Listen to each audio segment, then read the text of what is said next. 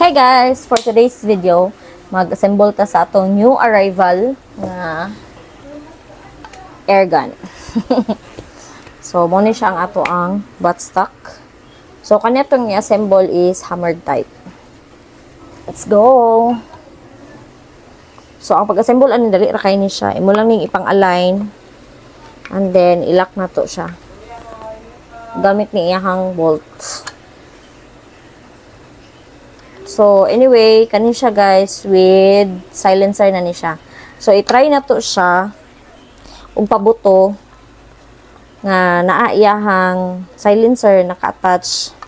Nga i-try po na to nga wala to iyahang silencer.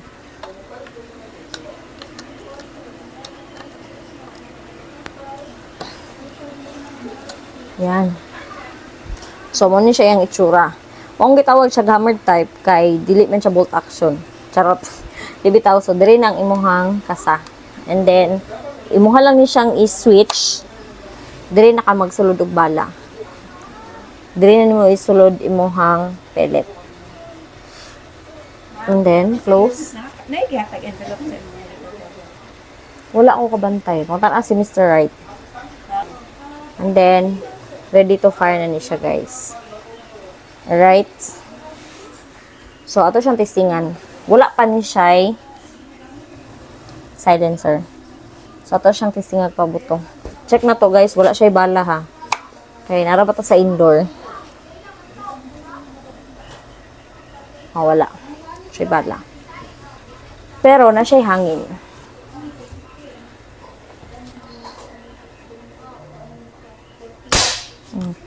Moto iyahang tingog pag wala siya silencer. So, ito siya tagalon. Ilisan na ito siya silencer. Kani, pangan na to.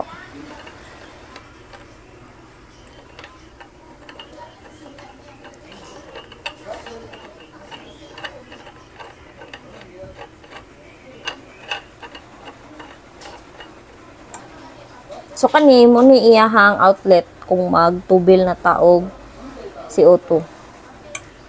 Alright. So, i-try na to siya with silencer. Kusog naman itong ulay silencer, pero tingnan na to kung wala. Open hammer.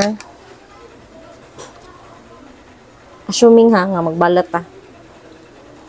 Wala, good. Okay, firing.